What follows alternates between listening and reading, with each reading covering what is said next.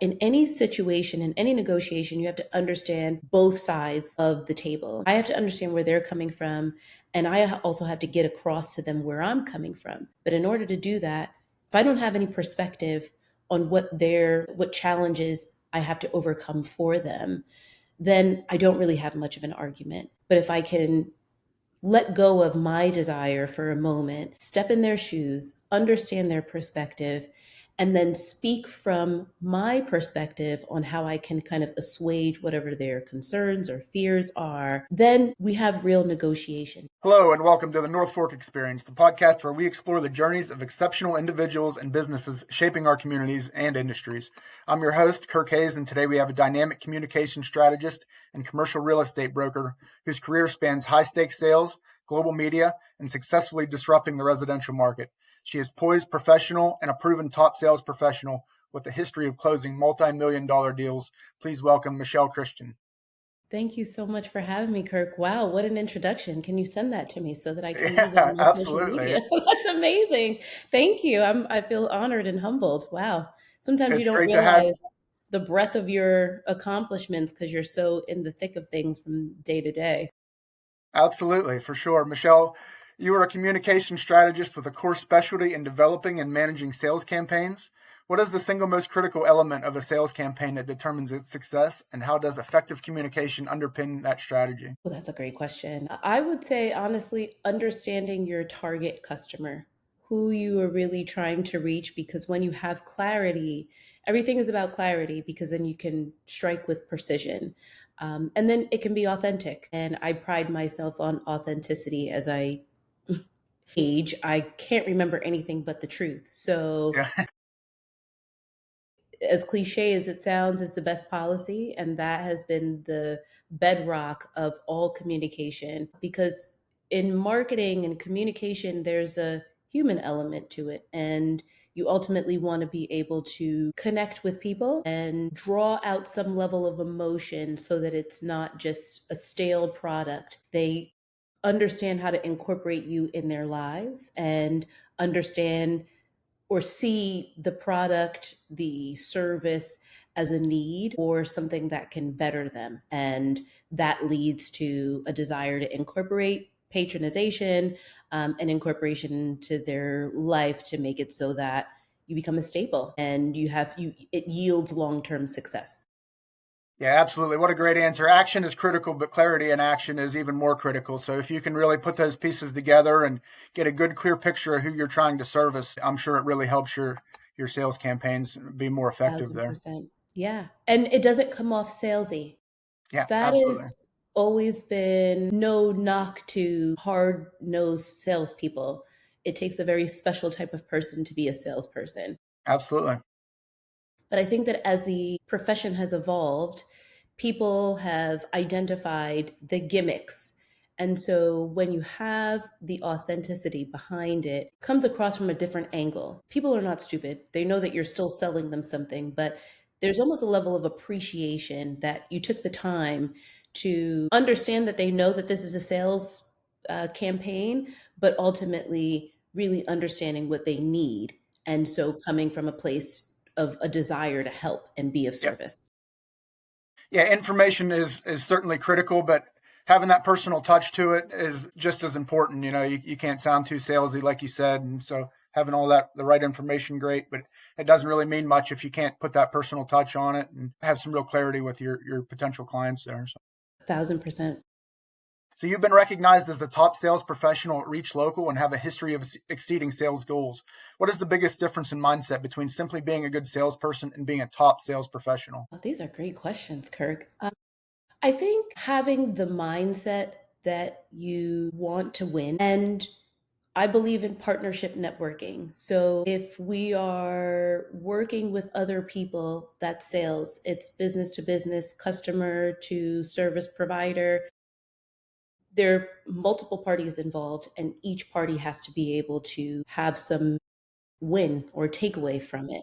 And I think that that has always been my perspective. How can I set it up so that both parties win? Again, it goes back to not being salesy. I don't want somebody to feel like they've been beaten over the head to do or engage something. And if Yeah, we can exactly. look at it from a standpoint of hey, we're coming together on this, and this is something that is bridging us, and how can we both benefit from this? I think that that perspective makes this the incremental difference. Yeah, put it out there as mutually beneficial rather than, being, again, not to go back to what you've said several times before, but being too salesy. And like you said, people really see through that, and you have to be genuine about the whole. Yes, absolutely. I think my experience in communication and communication strategy really forced me to understand that people are not a monolith. There are different sectors of the public. People have different interests. They may be vastly different, but some type of interest may give them some common ground. So it's really getting that clarity and understanding that I'm a person too. So I have to allow my human element and more of my charisma in authenticity, not a fake charisma, but really genuinely letting them know at the onset, I'm interested in who you are and what you need. And if I have something that can be able to further that, then great. We move Yeah, together absolutely. and Yep. we build relationship. I think the calling card really is the experience so that you begin to build a referral business and people feel good about saying, hey, I worked with this person. This is how they helped me. And then you have raving fans, and those raving fans then help to build your downline, so to speak. Yeah, referrals and case studies are so important in your line of work. I'm sure it's a small community when it really comes down to it. And, when you treat people right and you do the right thing consistently, and I'm sure it really, really matters to both your bottom line and the happiness of your clients too. So, Absolutely. And the happiness for me too. I want to enjoy what I'm doing. I don't ever want to feel belabored in doing something. And I think that that also comes across. I get to tell people I genuinely love what I do. And I think hmm that that disarms them a lot of times because people don't know your experience. They don't know why you're doing what you're doing or why you're here or how did you cross paths to meet with them and present whatever you have to present to them. So I think sharing a bit about myself and what brings me to the table also disarms it and augments the human element and we begin to talk as people. absolutely. Yeah, that's a great point for sure. So you were a finalist on Donald Trump's The Apprentice. What did that high pressure, high stakes environment teach you about strategy and negotiation that you apply to your multi-million dollar deals today? Wow. It was a very interesting experience because at the time I was in law school. And when I was selected to be a finalist, we were undergoing our exam week, and the law school didn't want to let me go. So it really personified the whole purpose of being there. I had to kind of argue the point and Huh? bring to the forefront, hey, if I make it onto the show, they're going to ask about my life, which is indirectly going to give you exposure. Um, and also, I think that they were concerned about me having an advantage on the test, but they were open book tests. Huh? So that also worked in my favor. So I think it allowed me to realize that in any situation, in any negotiation, you have to understand both sides of the table. I have to understand where they're coming from, and I also have to get across to them where I'm coming from. But in order to do that, if I don't have any perspective on what challenges I have to overcome for them, then I don't really have much of an argument. But if I can let go of my desire for a moment, step in their shoes, understand their perspective, and then speak from my perspective on how I can kind of assuage whatever their concerns or fears are, then we have real negotiation because we can get past the point of, I want to do this, you don't want me to do this. Why Yep. don't you want me to do this? What is the challenge or what is the barrier? And for them, they needed somebody to proctor my exams. And they wanted to be able to know that it was going to be executed with security. And so I was able to get the dean of USC to proctor one of my exams, and I was able to get the casting directors to proctor my other exams Wow. and include the law school. Unbeknownst to me, my fellow students got wind of what was happening and petitioned on my behalf unsolicited. So there was some momentum behind painting the picture for them and then also creating a solution. Absolutely. That experience taught me that if I can create solutions for people, I don't have to sell anybody. I'm Mm-hmm. just presenting a viable opportunity. And if I'm presenting a viable opportunity, it's not much negotiation as people may think about in terms of back and forth. It's really just finding where is the common ground, here is the solution to whatever challenge you perceive, and this is the overarching goal that can be achieved. And so that was really what came out of it. And oddly enough, was the I feel like the foundation of my career in sales and marketing, because in that experience, I had to market myself um, as somebody who was a capable negotiator. Mm-hmm. But also, my big, hairy, audacious goal is to own hotels internationally. So at the time when I was in law school, I didn't feel like going to law school was serving me to achieve that goal. I felt like it was serving me to achieve monetary gain that I Mm-hmm. could potentially facilitate this goal. Yeah, But to understandable. have that opportunity, I was like, this person does what I want to do. They are who I want to be when I grow up, theoretically. Yeah. Not in the character sense of the word, but Uh, at the time, that show really encapsulated what America stands for. Absolutely. Yep. You can be a simple random person off the street who has a dream and a desire, and as long as you're presented with the opportunity and leverage it, and there is some authentic synergy, then you can be able to achieve your goals. And that was really my perspective in working towards that opportunity. Yeah, what a great answer. I feel like you could teach a sales class just from this call here. That's fantastic Well, information thank for you. You sure. might be Yeah. speaking something into fruition. Yeah. I definitely want everyone to win. And I feel like I've had such a unique, random path and journey that it's cool. But like, I definitely wasn't trying to make it cool. Like, I was just trying to figure things out and decided upon this very weird, audacious goal that there's no degree for, there's no seamless pathway for. And as a result of it, I've had some really cool experiences and it's taught me some really major life lessons. It sounds good now, but it didn't always feel so great Yeah. going through them. Yeah, every successful person, everyone sees, they're at the top and everything looks easy and it looks like roses, but there's always some bumps in the road when you're getting there for the most part. It's For sure. rarely smooth for everybody. For sure. So your specialties include customer service and effective sales.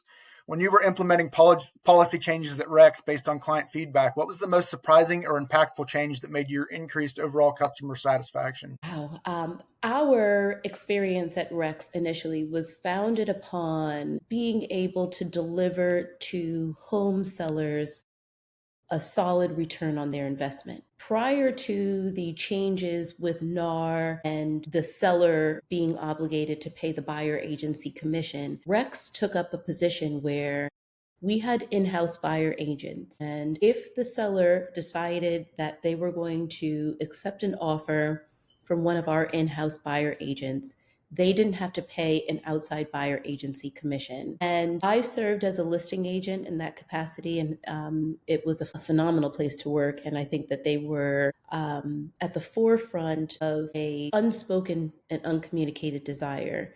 You purchase a property. I mean, so many people tout real estate as one of the most solid vehicles to achieving wealth. And when it came to now selling your property, you had to prepare it and then mitigate against losses during inspection times.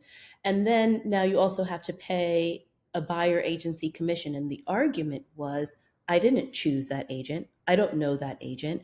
The buyer chose that agent. If I go to the grocery store and I choose asparagus and somebody else wants broccoli, I'm not buying the broccoli because I wanted Uh-huh. asparagus. And so, even to make it so trivial as that, just as an example, it was an uncommunicated goal for sellers to be able to just pay whomever is doing the negotiation on their behalf, whom they've chosen to represent them, and be able to keep an extra five, six, seven, maybe $10,000 of their proceeds because they still have a mortgage, they still have a portion of the transfer taxes to pay, they may have to mitigate any repairs just to offload the property. So Understanding that, and with Rex taking that standpoint, I was able to run with that. And I very rarely paid a buyer agency commission because I explained it from that standpoint.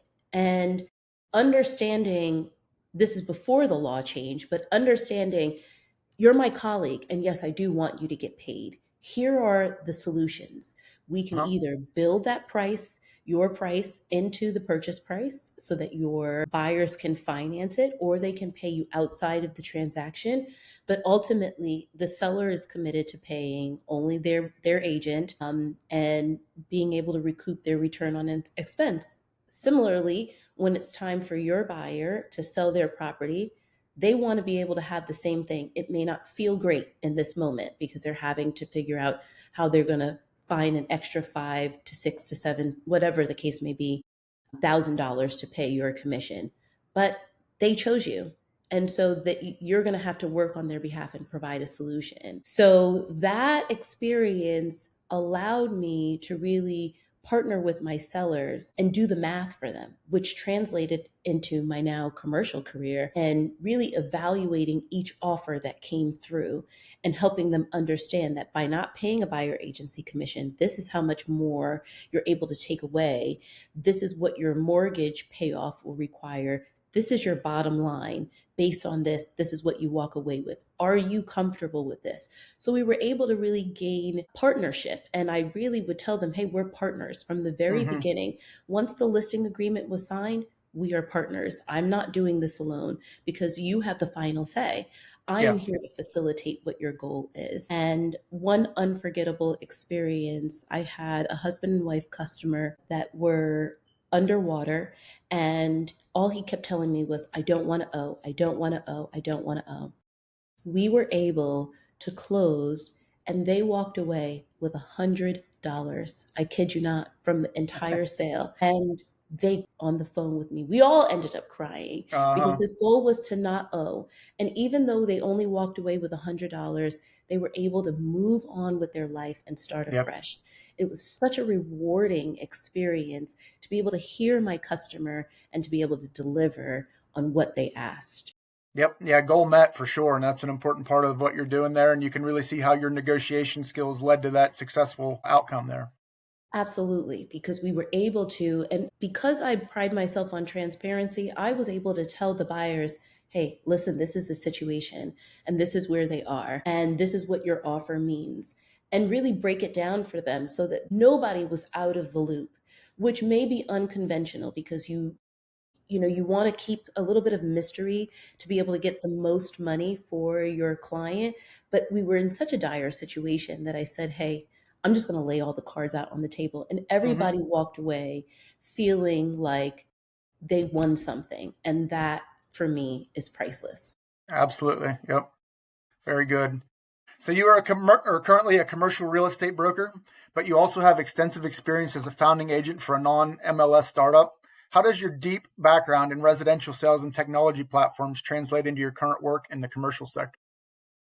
Great question. The commercial sector is very different in the sense that it's more 9 to 5, and it's more of an advisory experience. And being able to partner with my sellers as a listing agent when I was at Rex, especially because it was a prop tech startup, I had to kind of help them understand and wrap their head around, we're not on the MLS, we're on Zillow. And so it's a different experience working with us. And so on the commercial side, when I'm able to partner with a seller, we're doing the math.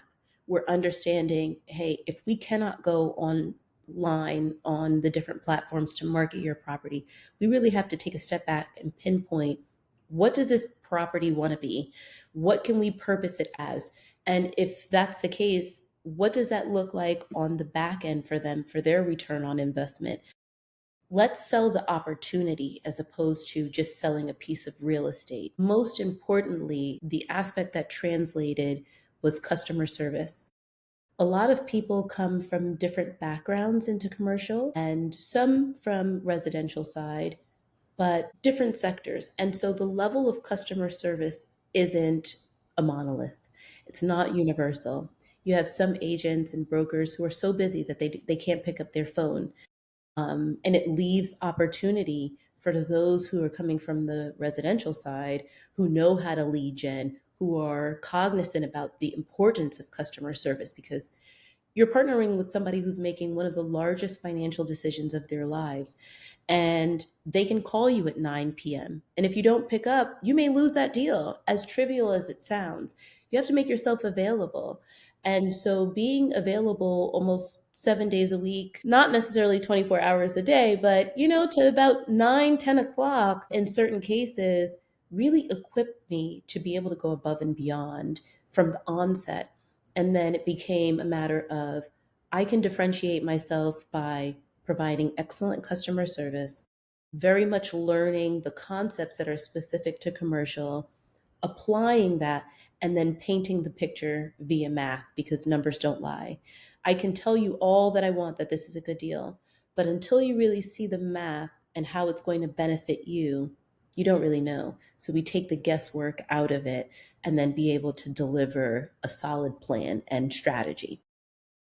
Yeah, all that other stuff is fantastic and it matters, but if the numbers don't work, then the property's not going to work. So that's what it really comes Absolutely. down to in the end too.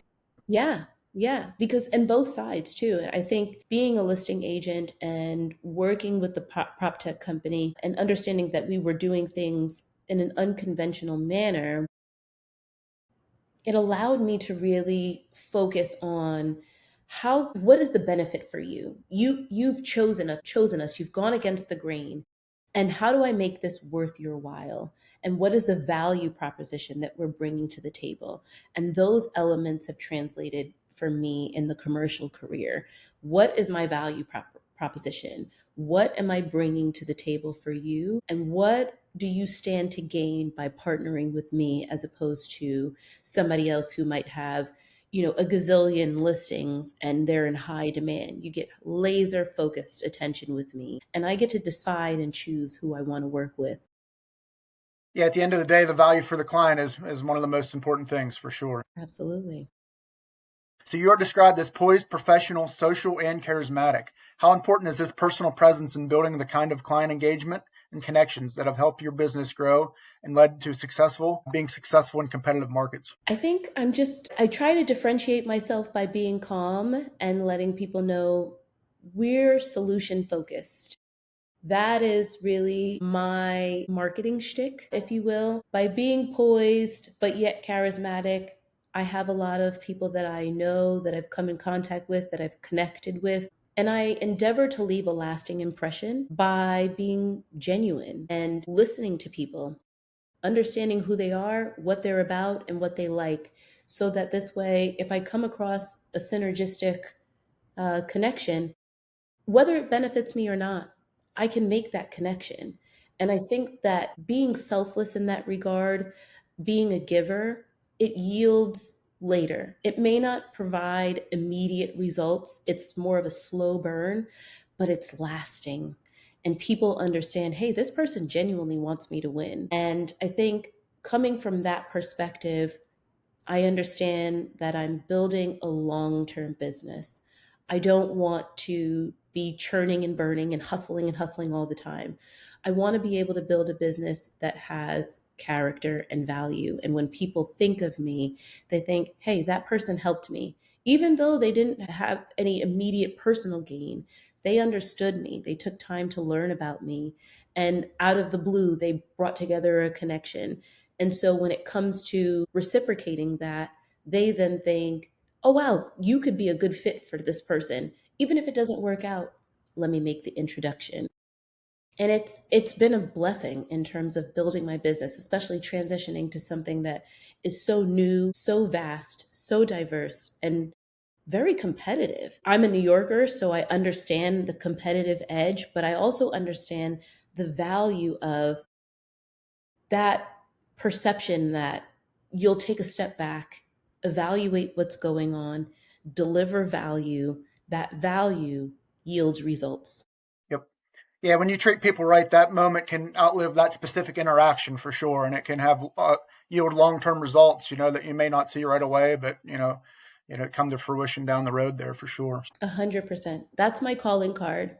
delivering value, and I pride myself on customer service because coming from a hospitality background as well, the customer is always right. And perhaps I have a different perspective. And again, in the negotiation, understanding what they want, understanding what they're seeing, if I'm able to help them see maybe perhaps a different perspective, where not to change their mind, but to just broaden the horizon and Mm-hmm. seeing how we can achieve things and become partners, it bodes for a much better work relationship. Great information for sure. So you were an American Express Purple Heart Award winner at Mindshare Global Media Network. Can you share what that achievement taught you about dedication and going above and beyond for client satisfaction in a corporate environment? Absolutely. My 9-year old daughter is now experiencing that when you work hard, you get good things. And I don't think that it's just physically working hard, but working hard in the sense of you become dedicated to something, you become focused and fixed on where can I find a solution? That particular award stemmed from a campaign that we were doing that included something as so simple as the shopping carts. We had advertising in different stores, and the cart situation was just getting so convoluted and it wasn't really clear. It was tedious, but I had to Mm-hmm. really streamline what was happening, why we were doing this campaign, understanding the effects, and delivering the metrics so that this way our client could understand it. Otherwise, they were going to pull the campaign. So we were able to save that campaign. And it also was part of a larger effort because we were managing several of the different card products. This was only one of them, but it showed them that they had retained a group of people that were willing to understand what they were looking to accomplish. Also, play your position, do your job, Yeah. and understand what your role is. And that was really delivering the metrics for them and reaching the audience that they were looking to target. And because it was a bit convoluted, they weren't sure that it was happening. But to really be able to demystify that and show them it is happening, it just was a bit murky, and figuring out the right way to streamline it so that it was effective. It was a great experience because, again, it brought satisfaction. It was a lot of work, but at the other side of it, seeing the satisfaction and knowing that I was a catalyst and helping to retain that account, it was priceless for not only me, but seeing the impact on the rest of the team, the group of people that I worked with at Mindshare. A lot of us are still friends to today, and that was over 20 years ago. It was just such a unique experience with a wonderful group of people. So it became just beyond this is my job. It was I'm working in a cohort of people, and we're looking to achieve results and success for our client and leave a positive, lasting impression. And we were able to achieve that. Wow, and you can see your passion for it too. That's it's really remarkable that you were able to achieve that and bring everybody together on the same page and have a good outcome for everyone there. Thank you. So, as a cum laude honors graduate from New York University, how has your formal education helped shape your strategic approach to managing sales campaigns and complex real estate transactions? I would say it was more so the experience than the communication. I am first generation American, and I was the first to go to college in America. So the experience, I'm the oldest of four, the experience shaped me because we didn't really know how to navigate obtaining scholarships and funding. And so I worked full time and went to school full time. And it really taught me about the corporate environment. It helped me understand what this next step was into the adult world because I didn't necessarily have the luxury of just kind of going to school. I would go to class and then, I would go to work and then I would go to class afterwards. And that helped me. I actually worked for Federal Home Loan Bank of New York, and I was understanding loans and loan rates before I even knew that I was going to go into real estate. I was Mm-hmm. poised to become a lawyer. And so the two wouldn't have necessarily converged, but God has a sense of humor. Here we are. Who knew at the time? But in that experience, I paid for my way through school through loans, but my parents contributed what they could the first year. And then after that, I was able to do most of it on my own. So managing finances, becoming aware of this is what this costs, this is what I have. How do I bridge the gap? Also, then having the expectations of working in corporate America, playing my part, doing my job, understanding what my role was, and then also juggling school. I had to tell a lot of my teachers, hey, listen, I work full time in order to be able to go to school full time. And so I'm sorry, I may be late to class, but I promise you I will be participating. I will sit in the front, I'll do my homework. And they understood. And so even before I had to negotiate, I was kind of negotiating there and setting the tone and letting them know I'm experiencing real life. And then the I would say the culminating element was the first day of my last year, my senior year, was 9/11, and I worked at the Wow. World Trade Center. So I was there, and that has changed my life because I was fortunate to make it through and survive that experience primarily because I went to NYU. I understood where the trains were going and that I needed to get up to school. I was living in New Jersey at the time, so I needed to get up to school so that I could get the train to New Jersey that didn't go under the World Trade Center. But ultimately, from that experience, having survived that, my daily commitment and dedication is to those who lost their lives so senselessly just for going to work that day. Yep. And so it is one of the driving elements for me to make something of my life, and not just to have personal financial gain, but to do something and impact and change the world in such a way that the people who passed away didn't pass away in vain, that my life wasn't spared for no reason, just for me to be wealthy and kind of squander it.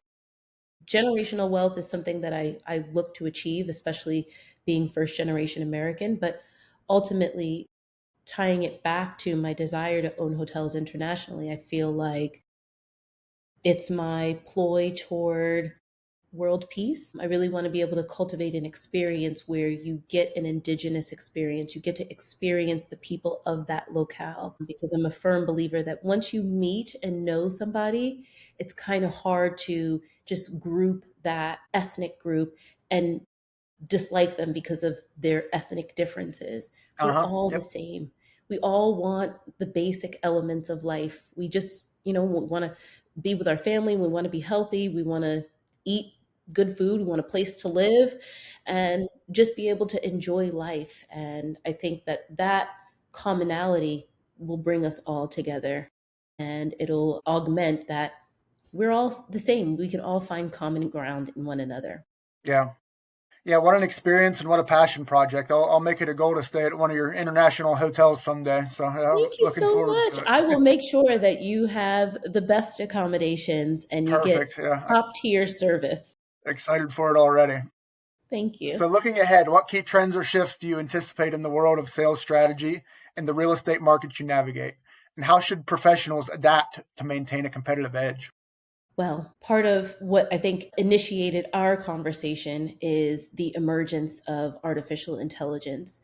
It is really impacting our business, even something so simple as Chat GPT, which is, a complex platform in and of itself, but it's been drilled down to where you can simply ask a question and get detailed answers. I've been to seminars where people are creating real estate avatars, creating flyers, promoting their properties, leveraging it to be administrative assistants so that you take out that financial component and you can put that back into your business or into your marketing in a different way. I am looking to really grasp it, but at the same time, incorporate it into the business so that I can scale. And I think that that is the approach that a lot of my colleagues are taking. How do I scale this business?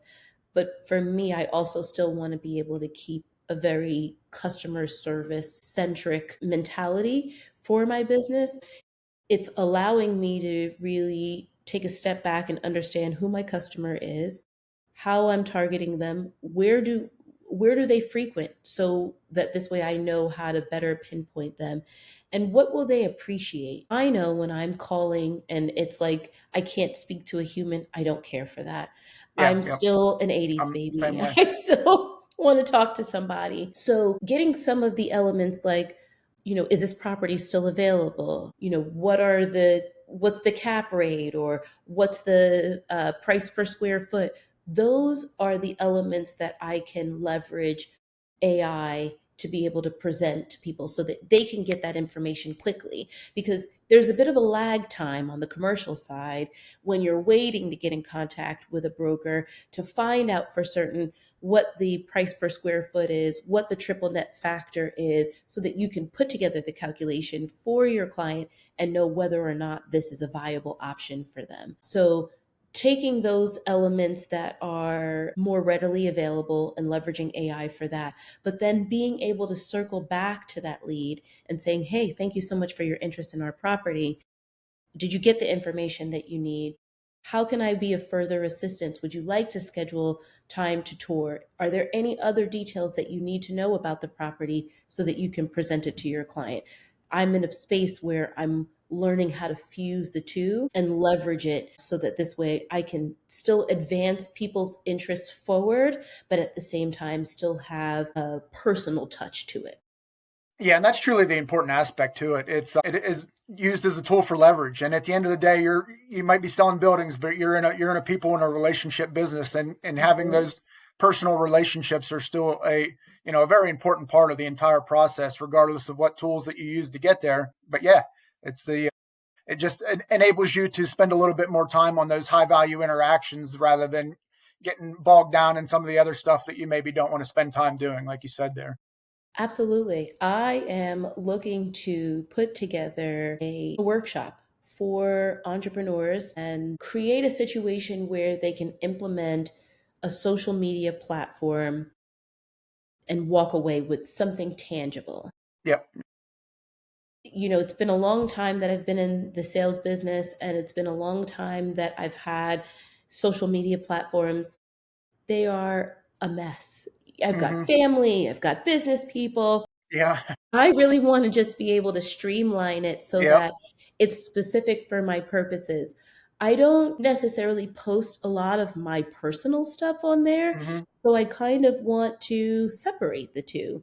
And I feel like there are a lot of professionals and entrepreneurs that are finding themselves in that space. And so I'd like to partner with a AI company that can help with that progressive integration so that over a course of time, people have something tangible and they have an established social media presence that they can leverage for their business, because family will always be there. You use Facebook for family and Instagram for business. Figuring out where, because now things are going to evolve to a place where you're either going to get catapulted or you're going to be stuck in the weeds. And I think now is a really important time to take the tools as they are and as they're developing so that you can kind of ride the wave and Yeah, grow and exactly. evolve. Yeah, I've talked to a few people about the whole AI thing, and of course, and I've kind of likened it to computers in the early 2000s. Like, Yeah, if you didn't get on board with computers, yeah, you might be okay for a while, but at some point you're going to get left behind, by the absolutely. people that are on board with it. So it's Absolutely. something that's coming, whether people want We it or want it or not, not. and Yeah. yeah, and you I'm kind of got still to get very on much a board. pen and Yeah, paper girl. yeah, I want to resist the change, but I can't, because yeah. It's the business is such that I used to help people and do talks around Pennsylvania teaching people about establishing LLCs. And I always used to liken it to, it's like having a kid. Your kid has its own social security number. It's your kid. You get to decide what they do and what they experience and what they're exposed to. But there's still a different, separate entity from you. And I feel like social media, AI is becoming that. Like, the commercial field is so vast that I can't possibly grow and be everything to everybody. Yep, And now exactly. I have to leverage this tool that has its own intelligence that can still represent me in a way and deliver poignant information. But I get to kind of program it and tell it what to do and design it and how it would be most beneficial for my business. And I think we're at the precipice of that. Yeah, we are. So yeah, I would love to talk further about, AI integration and perhaps maybe putting on some workshops for entrepreneurs and professionals to start leaving with something as opposed to paying trillions of dollars to hire somebody to do it for them, and they're still stuck. They don't know what has happened, and they don't really know Absolutely. how to leverage it. Yep, absolutely. Great points, as always, for sure. Thank you. So, Michelle, this conversation's been incredibly insightful, showcasing your strategic mind, sales excellence, and professional poise across both residential and commercial real estate. Your North Fork experience offers powerful lessons on achieving success in high-stakes environment. Thank you for sharing your journey with us today. Thank you so much for having me. It's been an amazing experience. Ever since you reached out, it's been a pleasure to get to know you and get to know more about the platform that you're building. And I wish you continued success. And it's nothing but sky being the limit for you. So thank you very much for the opportunity. Yeah, thank you so much. Before we wrap up, for our listeners who are looking for sharp communication strategists, seeking advice on sales campaigns, or who are inspired by the story and want to connect, what's the best way for them to reach out to you and learn more about your services? Thank you. So I would love to work with anybody who, even if I can't assist you in the most immediate fashion, please don't hesitate to reach out. The best number for me is 267-322-2607.